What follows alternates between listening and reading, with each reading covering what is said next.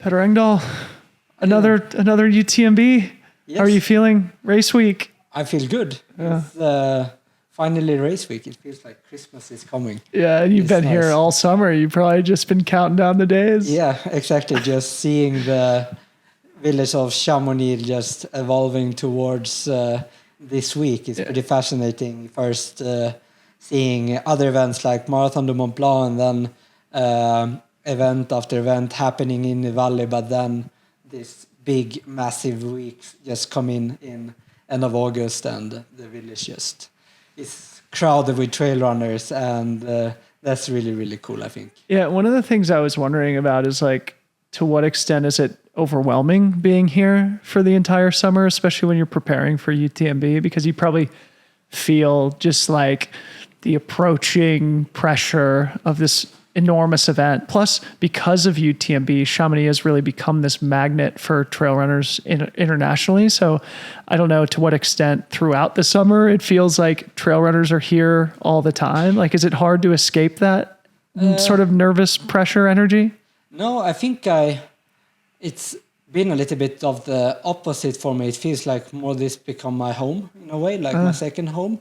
This is my third summer now where I spent between 3 to 4 months in Chamonix, and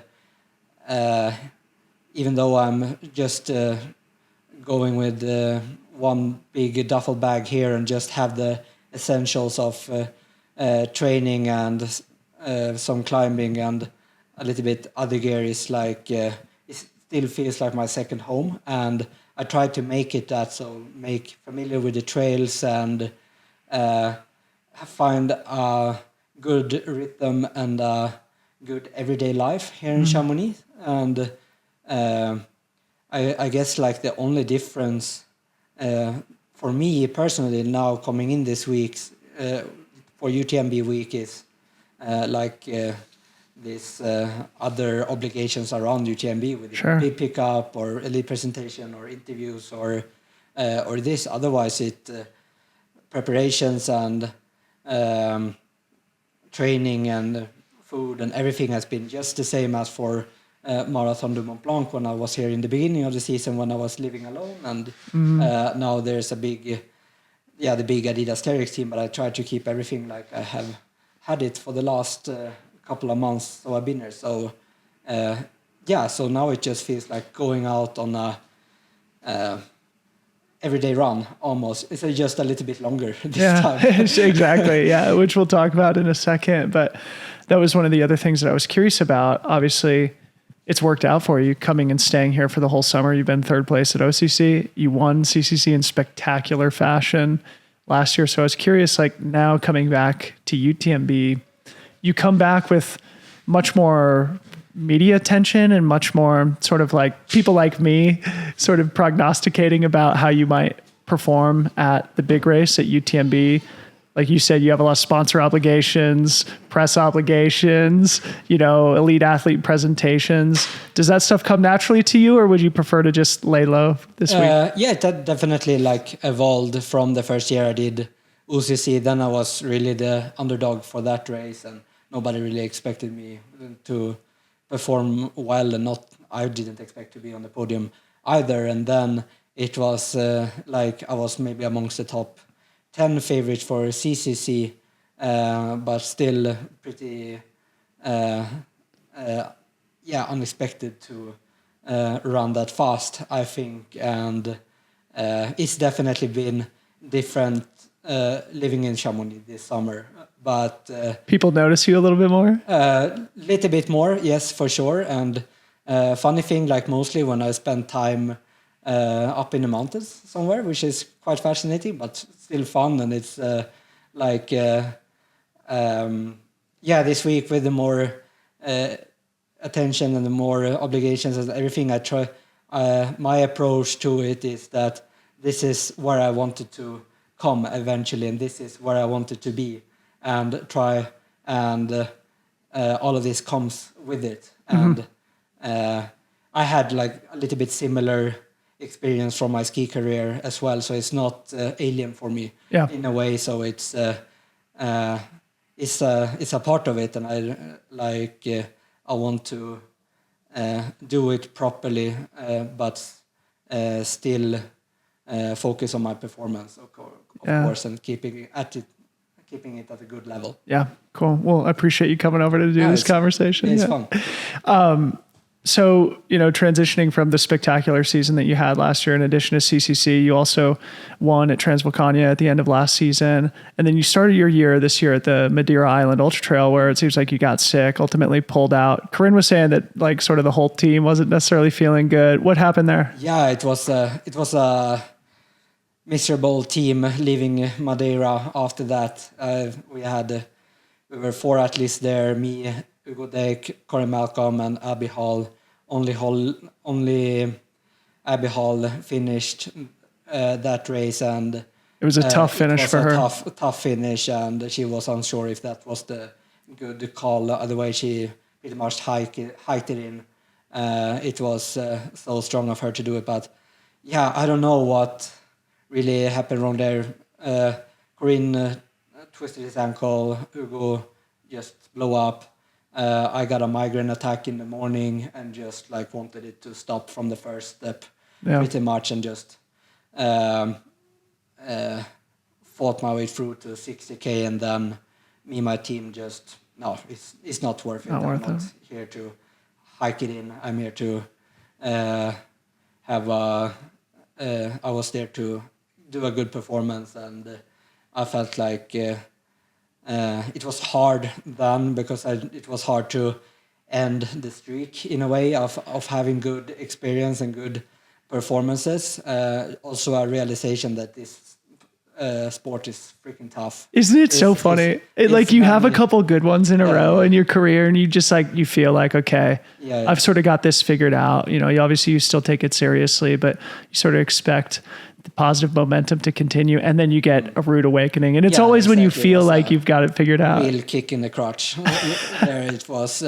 It hurt, and I needed to get back to some routines I had from the previous years, and get my priorities right for a couple of months in terms of training. What I needed to work on to get back in a good place, both physically and mentally. I got a small injury right after, so it was back to a little bit more of skiing while I still could, but still wanted to get back into a good running shape and show myself that last year wasn't a fluke. And that I was still doing the right work. So then after Madeira, you changed things up, and I wanted to know whether or not that was planned prior to Madeira, because Madeira would have been the longest race of your career, 115K, pulled out of it. And since then, you've been focused on the shorter distance races, which is kind of non-traditional. And I wondered if after Madeira, you changed that orientation of like, I need to work on the shorter, more powerful stuff in order to perform at UTMB, and what the thought was there. Yeah, no, actually, I didn't change my plan at all. Marathon de Mont Blanc and Eiger was my plan from the beginning. And even though I didn't finish Madeira and got this long ultra in the start, I didn't feel like, no, I don't need a longer race at the moment because of my training plan of I didn't want to like build up to a new race and have couple of weeks of recovery after. I know how I felt like after CCC last year, I had such a long recovery period afterwards, and I know that I will probably be out for 2 months. And I felt like after Madeira, no, I need consistency in my training and in my racing, and get back to a good routine and find back to a good feeling in the body and in my mental aspect again. So I stuck to my plan. I didn't do any races for, I think, 2 months after Madeira. I went home to Norway, finished school, and did all of that. And after that, it was still like I could train really well, but I couldn't go like full out because I had this small pain in my hamstring. Something was wrong. I like tried to figure it out, but it didn't go away. So it was okay in the uphill, but I couldn't like push really in the downhill or run fluently. And it was just some like blocking in the foot that we figured out a little bit later that just made IT band very strange. But so my plan was to run first the World Championship in Innsbruck for the Swedish team. And physically, I felt like in really, really good shape. But because of my downhill running, I felt really unsure of how well adapted my legs were to perform at this level. I got a very good response at World Championship. I was with Stian and John for the first half marathon, and then my legs just died. Yeah. I remember you posted something about how you were disappointed with the result. Were you 13th or something? Yeah, I was 13th. But I think also, I mean, it's important to mention for those who maybe weren't following us closely, you did the shorter trail race there. Yeah. So again, like the theme of this season being like, okay, disappointment in Madeira, but then like you've been steadily building through the short distance races as you've built up towards UTMB. But Worlds and Mont Blanc Marathon were only separated by a couple of weeks. Yeah. So talk about that sort of like a little bit of disappointment at Worlds, but sort of you probably got some validation that you're on the right track. Exactly. And then definitely physically and shape wise, I felt super good during that first half marathon. Like my engine and my breathing and most of my uphill strength and legs felt really good. So I knew that I had the speed and the capacity to perform well. It was just not the hardening of the legs or the muscle aspect. I wasn't ready to run in that pace for more than the legs couldn't keep up with your heart or your lungs. So it was a brutal race, and it was of course representing your country is Sweden was huge, and I was hoping for more, but I took a lot of good things from it, and I went here to Chamonix straight after, and my body just kind of like opened up, and I felt like my legs was finally moving well. The pain in my hip disappeared, and then sometimes you just have to freaking rev the engine really hard. 45k to get yourself in shape. Exactly. But then 2 weeks later, you finished third at the Mont Blanc Marathon, and I think it's really remarkable. Corinne and I were talking the other day about you and Katie Scheid and about how she's stepping down from UTMB to OCC. You're stepping up from Mont Blanc Marathon to UTMB more or less, but that you both are courageous enough to step up and down in distances and race the best in the world at those distances, right? Like Mont Blanc Marathon is where the best shorter distance racers in the world are performing. You get a podium position there, but also you can step up to CCC and now UTMB and compete with the best in the world there. Is that something you've always like taken seriously or wanted to do? Yeah, I was thinking like UTMB has been in the back of my mind for a very long time, and sometime I wanted to do that. And I had progression in my racing throughout the years, stepping up a little bit, like doing some 80k races, going down to shorter races because I do enjoy racing and shorter and having good routine in racing. And I've felt like by doing these races, I suddenly got into a routine or race schedule that didn't work for me. Like I love to be able to be in shape and feel fresh for most time of the year, and not having to do one ultra in Mars or in April or May or something, and then just had to recover for 2 months and feeling, because most of them when I race I just empty myself completely, and I feel like I don't can't perform at a good level soon after a longer race. So I decided pretty early that I don't want to get into this ultra bubble or be ultra petter. Yeah. I will never change my Instagram name to that. So, just stay in. So I want to do both, and I want to do both well. So it's been more the adjustment in the only like 5% of my training to be able to perform at both these distances. Right. Yeah. So just for our listeners here, it's most of the favorites in the race in UTMB between the men and the women in most cases are racing a 50K earlier in the year and then like an 80 to 120K sort of late spring to early summer. And then after that mid-season ultra that you just described, then they feel confident to step up to UTMB. You, on the other hand, like to feel fresh but fit throughout the year and then use that freshness and fitness on the biggest stage. Drain yourself completely and we'll see what happens. Yeah. So talking about UTMB now, man, it's your first 100-miler. Last year at CCC, you went off hot at the start. You raced aggressively. You pretty much led wire to wire from memory. You smashed the course record. We were all completely, just so impressed with your performance. And one of the things that we've been talking about all week is that now to compete and to win at races like CCC and UTMB, you do need to take big risks. To finish on the podium or top 5 or top 10, maybe you can be a little bit more tactical and conservative, but to win, you have to be aggressive. So maybe to talk about UTMB specifically, how are you thinking about balancing that, giving yourself an opportunity to win with stepping up to a new distance, being tactical and strategic? Yes. For UTMB, it's I think a completely different ball game. I will double my race time from my longest race previously. CCC is my longest race yet. Right, yeah. So I will pretty much double it. Which was 10 hours for you. Exactly. Yeah. So if I can double it, that would be an amazing time. Yes. So I don't expect that. So I have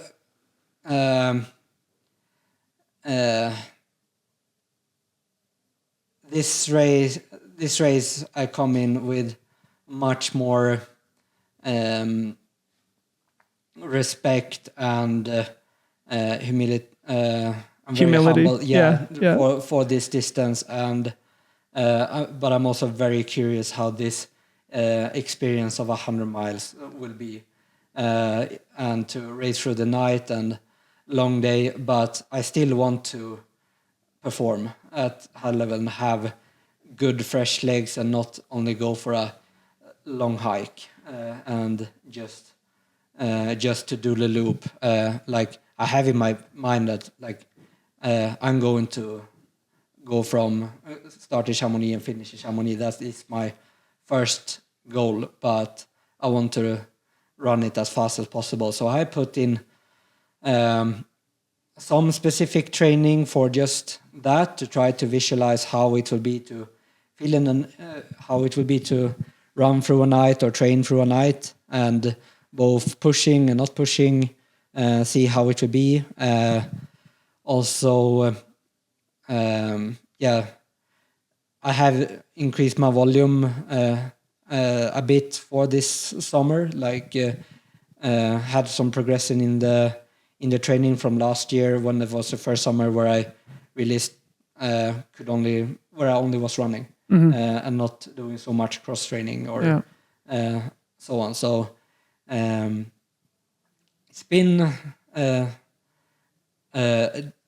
some difference in training in summer, but for this UTMB also the field looks a little bit different from previous year. It's really interesting. It's very, very interesting. I'm just my expectations for the race is that it will be a little bit of a cat and mouse game. I was wondering that too. Like if it might be a little bit more tactical this year. Yes. And I have the advantage, I guess, that it is my first 100 mile and that I feel like I maybe don't have the responsibility to put the pace, or I don't know what pace people are having for this race. I was kind of new for CCC, but that was the same. I didn't know what the pace will be up the first climb, and I felt so freaking good, and I was just waiting for someone to go ahead, but nobody really did. Yeah. So maybe that's what happened this year as well. But I have some speculation that maybe some tall guy from Hoka will try to, now he doesn't have a Kilian or a Francois to follow him for most of the race, maybe this is the time to run fast from. Or maybe he's learned his lesson and he's going to wait a little bit longer. Maybe he's just waiting and like put in full gas later on in the race. It will be very, very interesting. But I'm so looking forward to it because I also love this like competitiveness and the cat and mouse games. Yeah. And like running together and like this back and forward that I really enjoy. But I also love to race from the front, and I'm not afraid of doing that either. So we'll see if I feel. Yeah, the best athletes in the world are the ones that can race in multiple styles too. Yeah, race off the front or be more conservative and tactical. So yeah, it will be very interesting. So interesting, man. This is going to be so entertaining. So I don't know. One of the things too that strikes me is that I think Xavier Thévenard is the only person to finish on the podium of all three of the major races, OCC, CCC, UTMB. Both you and Ruth Croft have the opportunity to do that this year. And I also think like you come in as one of the favorites, even though it's your first 100 miler, but it is a wide open field this year. I feel like. So any comments you want to make on that? Just sort of like continuing this streak of success that you've had at UTMB specifically after OCC, CCC, trying to get a good one at UTMB, and whether or not you feel comfortable in this role of being one of the favorites going in. First of all, it's super cool to be in this position to be one of the favorites for biggest trail race in the world, and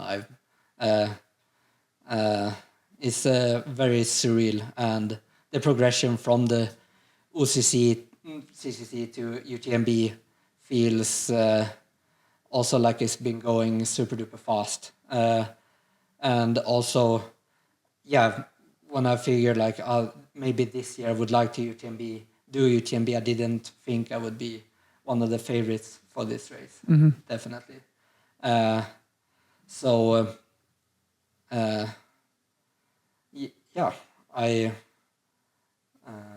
haven't thought so much about that. Yeah, being on the podium of all three, I guess.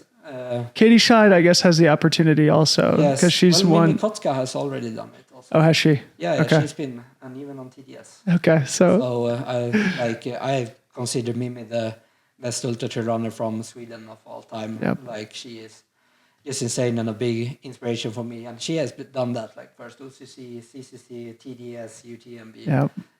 Very strategic and structural, and that's really cool. She's going to be pacing. She's going to be crewing Ida too. Yeah, your other great Swedish runner. Yeah. One thing I'd love to also have you talk about before we close here is I know you helped Hillary Girardi with her FKT up to the top of the Mont Blanc. Yeah, or not. I did not. I did give her some bottles at Valohat. Yeah. And then just took some photos. But that was a really cool day. Yeah. We've been trying to coordinate a podcast to talk about it a little bit. And I just noticed that you had been part of that mission. So if there was anything you wanted to share, of course, Hillary Girardi is an great American athlete, but lives here in Chamonix. Yeah, exactly. So immediately when I arrived here, we were actually thinking about doing the Mont Blanc FKT together last year, but the condition wasn't right. La Jonction was just completely open and very dangerous to cross. And she told me that she was going for the record just the week I was arriving to Chamonix. I was also tempted to do it, but I wasn't acclimatized or anything. I still had my race plan of Marathon de Mont Blanc a few days after. So I hiked up to Mont Blanc from Les Souches and met her at the Valohat and gave her some gels and took some photos. And then I went down over the North Ridge and down and got to see a little bit of the course myself. So that was a really good day out. For sure. Very cool. Yeah. So I've been closing each of these interviews with a uniform question for all of our guests, and that is just who is going to be crewing for you on Friday and Saturday? Yeah. So why did you choose that person, and what has that person meant to you in your career? So it's Charlotte Durand. She was crewing me last year for CCC. She was my team manager at Adidas Terex. Cool. Last year, and we're really close friends, and she has been changing around a little bit position, but no, I just feel very comfortable around her. She has crewed me for from my first race at with Adidas Terex here at Marathon de Mont Blanc in 2021, and then a lots of other races. So we have a really good and special connection, and I was so happy when she asked if she could crew me for, even though she wasn't in the Adidas Terex team anymore, and that's that means a lot. So Oh, wow. we will have a good time. Cool. Out there. And lots of good memories Yes, from for sure. CCC last year. Well, Yes. Petter, thanks so much for coming in here and doing a quick interview. We wish you nothing but best of luck for your race at UTMB on Friday and Saturday, and we can't wait to watch. Thank you so much, Dylan. Thanks. Thank you.